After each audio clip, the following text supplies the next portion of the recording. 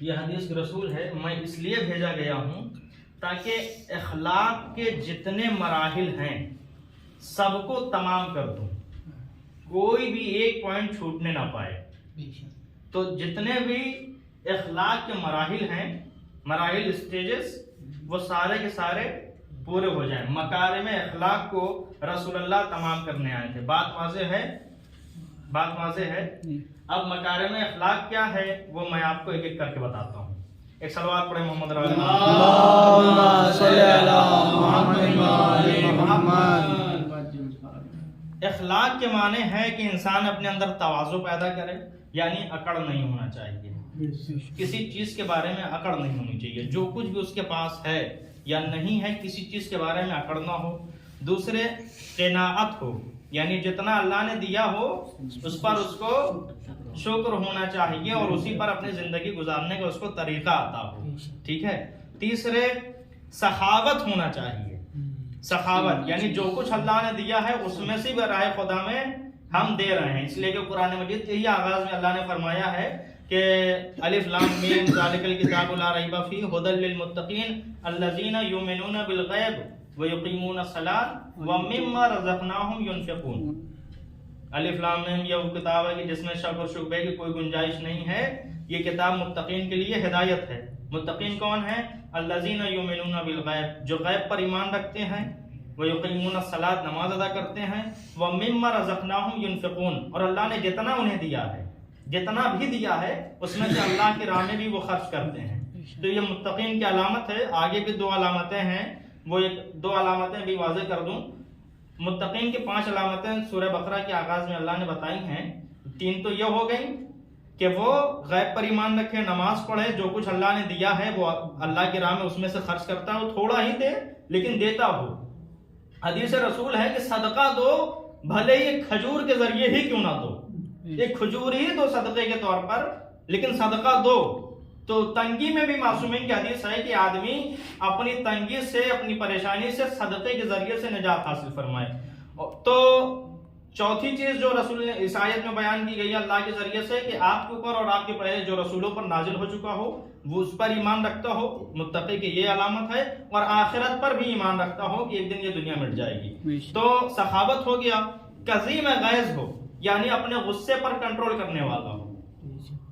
اخلاق اسی سب چیز میں آتا ہے، یعنی اس کے اندر تواضع ہونا چاہیے، کسی کے سامنے اکڑ کرنا چلے، اس کے اندر قناعت ہو، اس کے اندر سخاوت ہو، غصے پر کنٹرول کرنے والا ہو، اور اخلاص ہو، جو کام بھی کرے خلوص کے ساتھ کرے، کسی کو دکھانے کے لیے نہیں ہونا چاہیے۔ پھر اس کے بعد ہے خشیت، اللہ سے ڈرنا چاہیے۔ حلم ہے، حلم انشاءاللہ کسی دن موقع رہا تو اس پر بھی۔ زہد ہے، شجاعت ہے، عفت ہے یعنی پاک دامنی ہونا چاہیے، انصاف ہونا چاہیے، اور اصلاح ذات البین ہونا چاہیے۔ ایک دوسرے کے درمیان آدمی نیکیوں کی باتیں کرتا رہے، کوئی برائی کر رہا ہے تو اسے ٹوکیں، ٹھیک ہے، لیکن ہمارا معاشرہ آج کے غلط ہو رہا ہے، کر رہا ہے، کرنے تو ہم سے کیا لینا دینا، ٹھیک ہے۔ عیب پوشی، عیب پوشی، اگر کوئی آدمی کسی کے اندر کوئی عیب دیکھ رہا ہے تو اس کو 4 آدمی کی جگہ بیان کرنے سے اچھا ہے کہ اس سے جا کے کہہ دے، لوگوں سے چھپائے۔ عیب پوشی کا مطلب ایک دوسرے کے عیوب کو لوگوں سے چھپائے۔ آپ جانتے ہیں، ہم نہیں جانتے ہیں، تو ضروری نہیں کہ آپ ہمیں بھی جنوا دیں۔ عیب پوشی کا مطلب یہ ہے۔ جب لباس سے ولایت آیا معراج سے اللہ کی جانب سے، تو حدیث ہے، تو رسول اللہ نے پہلے خلیفہ اول سے پوچھا کہ اگر آپ کسی کو گناہ کرتے ہوئے دیکھیں تو کیا کریں گے؟ تو انہوں نے جواب دیا کہ میں اس پر سخت ہوں گا، غضبناک ہوں گا، اسے جھڑکوں گا، وغیرہ وغیرہ۔ دوسرے خلیفہ سے پوچھا گیا کہ اگر آپ کسی کو گناہ کرتے ہوئے دیکھیں تو کیا کریں گے؟ تو انہوں نے جواب دیا میں اس کو ایسی سزا دوں گا کہ قیامت تک کے لیے لوگ اتنے خوفناک ہو جائیں گے کہ اس گناہ سے دور ہو جائیں گے۔ مولا کائنات سے پوچھا کہ یا علی اگر آپ کسی کو گناہ کرتے ہوئے دیکھیں گے تو کیا کریں گے؟ مولا کائنات نے کہا کہ میں اس کے اوپر پردہ ڈال دوں گا، سبحان اللہ، میں اس کے اوپر پردہ ڈال دوں گا۔ وہ لباس ولایت اس جواب کے بعد رسول اللہ نے مولا کائنات کو پہنا دیا۔ تو عیب پوشی اخلاق کے زمرے میں آتی ہے۔ تو جو بھی رسول اللہ کے مشن کو فالو کرتا ہے اس کو ان تمام چیزوں کے اندر اپنے آپ کو کوشش کرنا چاہیے کہ وہ عقل کرنا چلے، اس کے اندر سخاوت ہو، اس کے اندر قناعت ہو، یعنی جو کچھ اللہ نے دیا ہے اس پر شکر ہو، شکر ہو۔ اور اخلاق کے علاوہ کیا چیزیں ہیں؟ تکبر، اخلاق کے باہر ہے کسی بھی چیز کا تکبر۔ تو پہلی چیز کہیں جائز نہیں، تکبر کس کے لیے جائز ہے؟ اللہ کے لیے۔ ایک مقام پر اجازت دی گئی ہے کہ اگر کوئی آدمی تم سے اکڑ کر بات کر رہا ہو، یعنی کوئی تکبر دکھا رہا ہو، غرور اور گھمنڈ میں چور ہو، تو تم اس مقام پر غرور کر سکتے ہو کہ تمہارے پاس یہ ہے تو میرے پاس یہ ہے۔ دوسرے ہرس، یعنی لالچ اخلاق کے زمرے میں نہیں ہے۔ حسد، ایک دوسرے سے جلنا، اخلاق کے زمرے میں نہیں ہے۔ دروغ، جھوٹ بولنا، یہ اخلاقی وظائف سے الگ ہے۔ غیبت، ایک دوسرے کی برائی بیان کرنا۔ تہمت، کسی پر الزام لگانا۔ اور سخن چینی، کسی کی بات کو پکڑنا، یعنی ٹارگٹ میں آدمی ہوں کہ کب یہ کیا بولتے ہیں کہ ہم انہیں دھر لیں۔ یہ ساری چیزیں، انسان ان سب چیزوں سے دور ہونا چاہیے۔ بخل، کنجوسی نہیں ہونا چاہیے۔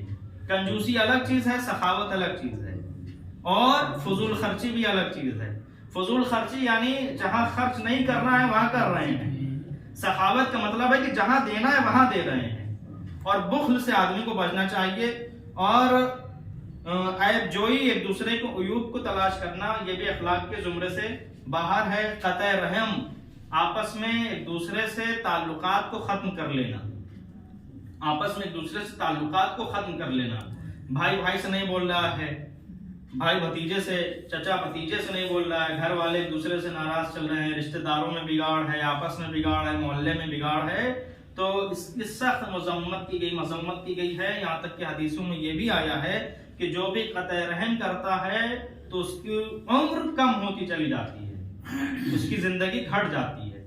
صلہ رحم کرنے سے عمر میں اضافہ ہوتا ہے، یعنی اپنے رشتہ داروں، اپنے بھائی بہن، پھوپھی ماموں جتنے بھی ہیں سب سے ملاقات کرنے سے عمر میں اضافہ ہوتا ہے، اور تعلقات توڑنے سے زندگی کم ہو جاتی ہے۔ سستانی صاحب کے فتوے کے مطابق آدمی کو صلہ رحم کرنا واجب ہے، ایک دوسرے سے ملنا واجب ہے، اگرچہ وہ ملنا سلام کے ہی ذریعے کیوں نہ ہو، سلام کے ہی ذریعے سے حال چال لینا کیوں نہ ہو، یہ کام واجب ہے۔ اور کفران نعمت کرنا، اللہ نے جتنا کچھ دیا ہے شکر نہیں ہے، کفر ہے، یعنی انکار ہے۔ اتنا ہی تو دیا بھائی، آپ کی قسمت میں اتنا تھا، آپ اللہ امتحان لے رہا ہے، یا جیسا بھی مرحلہ ہے، اللہ کہتا ہے لئن شکرتم لازیدنکم، شکریہ کرو گے تو ہم زیادہ کر دیں گے، کفر کرو گے تو جتنا دے رہے اتنا تو دیں گے، تمہارا پیٹ نہیں کاٹیں گے، تمہارا پیٹ بھرے گا، لیکن اگر تم شکر کرتے رہو گے تو ہم زیادہ کرتے رہیں گے۔ ٹھیک ہے، ایک سلوات پڑھیں محمد اللہم صلی علی محمد و آل محمد۔ اتنی بات واضح ہے؟ کوئی ڈاؤٹ، کوئی کوسچن اس سے ریلیٹڈ؟ نہیں۔ اب ایک بات اور یہاں پر فقہی مسئلہ بیان کر دوں، اپنے بزرگ تو جانتے ہی ہوں گے، چھوٹے بھائیوں کے لیے، کہ ہمارے پاس اسلام اور دین کے احکام کو سمجھنے کے لیے کتنے راستے ہیں؟ 2 راستے ہیں، 2۔ ہم کیسے جانیں گے کہ نماز کیسے پڑھنا ہے، روزہ کیسے رکھنا ہے، تمام تر فرائض کیسے انجام دینے ہیں؟ آدمی یا تو اتنا پڑھ لے کہ خود جان لے اور احتیاط پر عمل کر لے، یا تو اتنا پڑھ لے کہ مجتہد ہو جائے اور مسائل کو حل کر سکتا ہو۔ 2 راستے ہو گئے۔ تیسرا، یا کسی کے پیچھے چلے، کسی کی تقلید کرے۔ جو بالغ ہیں، جو اور شرعی طور پر جن کے اوپر فرائض واجب ہو چکے ہیں، ان کے لیے ضروری ہے کہ وہ کسی نہ کسی کی تقلید کریں۔ تقلید عالم کی ہوگی، جاہل کی نہیں ہوگی۔ جو بھی عالم ہوگا تقلید اس کی ہوگی۔ اور تقلید کے لیے آپ یہ کیسے جانیں گے کہ عالم کون ہے؟ تو اس کے بہت سارے طریقے ہیں، میں 1-2 طریقے بتا دیتا ہوں۔ علماء کی ایک جماعت جو کسی کو عالم ہونے کی سند دے، بتائے کہ یہ عالم ہے، تو آپ اس کی تقلید کر سکتے ہیں۔ قابل اطمینان عادل عالم، جن کے اوپر آپ کا یقین اور اطمینان ہو، بھروسے کے لائق ہوں، 2 عادل عالم گواہی دیں گے فلاں شخص مجتہد ہے، تو اس کی تقلید آپ کر سکتے ہیں۔ تو تقلید کرنا ضروری ہے، یا خود کے اندر اتنی صلاحیت ہو کہ آپ اس سے بات چیت کریں یا اس سے ملیں تو آپ کو محسوس ہو جائے کہ ہاں یہ وقت کے مجتہد ہیں، تو تقلید واجب ہے. اور تقلید اگر آدمی کر رہا ہے تو جس کی بھی تقلید کر رہا ہے اس کے مسائل پر عمل کرنا واجب ہے. نماز میں شامل ہونے کے لیے سستانی صاحب کا مسئلہ ہے، پہلی رکعت میں تو آدمی کہیں بھی شامل ہو سکتا ہے. ایسا نہیں ہے کہ آدمی آیا سورہ نزلنا میں اور دیکھا نزلنا شروع ہو گئی اب ہم رکوع میں ہی شامل ہوں گے. پہلی رکعت میں کسی بھی مقام پر آپ شامل ہو سکتے ہیں تکبیرۃ الاحرام کہنے کے بعد سے لے کے رکوع میں جانے تک. دوسری رکعت میں رجا کی نیت سے آپ شروع میں بھی داخل ہو سکتے ہیں لیکن وہاں پہ شمار رکوع سے ہی ہوگا، رکوع سے ہی شروع ہوگا. تو آدمی پہلی رکعت میں اکثر ایسا محسوس ہوتا ہے کہ پہلے آ گیا ہے لیکن شامل ہو رہا ہے رکوع میں ہی. تو رکوع میں پہلی رکعت میں کہیں پر بھی کسی بھی مقام پر جماعت میں شامل ہو سکتا ہے. دوسرے کوئی بھی فعل امام سے پہلے آدمی بجا نہ لائے. ذکر پڑھ سکتا ہے لیکن فعل نہیں بجا لا سکتا. امام سے پہلے سجدے میں نہیں جا سکتا ہے، امام سے پہلے رکوع میں نہیں جا سکتا ہے، امام سے پہلے کھڑا نہیں ہو سکتا ہے، امام سے پہلے جھک نہیں سکتا ہے. اگر جان بوجھ کے ایسا کر رہا ہے تو اس کی نماز باطل ہے.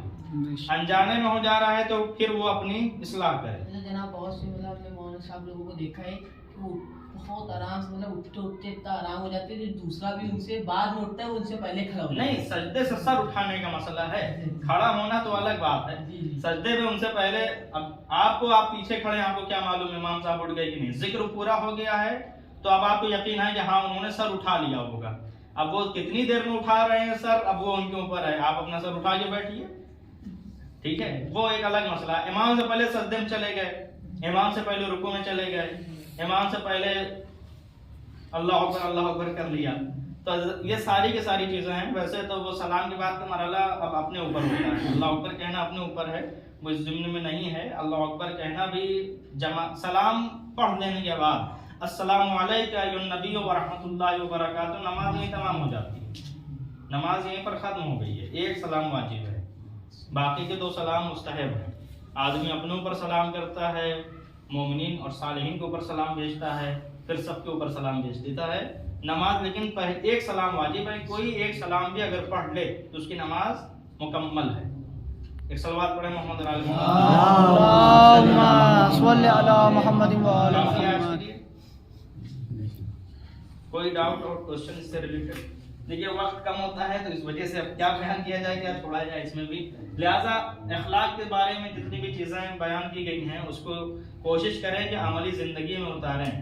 غصہ کرنے سے پرہیز کریں، سخاوت اپنے اندر پیدا کریں، بخل کو دور کریں، قطع رحم کو دور کریں. یعنی جتنی بھی برائیاں ہیں ان کو اپنی طرف سے دور کر لیں، جتنی اچھائیاں ہیں انہیں قبول کر لیں. یہی اخلاق. جتنی برائیاں دور ہو جائیں اور جتنی اچھائیاں آ جائیں وہی اخلاق ہے. اور سب سے اچھا اخلاق اس دنیا کے سب سے بڑے جو اخلاق مند جن کو کہا جائے، جب ان سے پوچھا گیا کہ آپ اتنے زیادہ تہذیب یافتہ اور باادب کیسے بنے، تو انہوں نے کہا کہ میں نے لوگوں کی برائیوں کو دیکھا اور اس کا الٹا کرنا شروع کیا. اس وجہ سے آج میں دنیا میں سب سے بڑا باادب ہوں اور تہذیب یافتہ ہوں. صلوات محمد وعلی محمد. اس حدیث کا حوالہ ہے مجمع البیان. کتاب کا نام، تفسیر کا نام ہے مجمع البیان. علامہ طبرسی کی تفسیر ہے مجمع البیان. حدیث ہندی میں لکھ دیتے ہیں.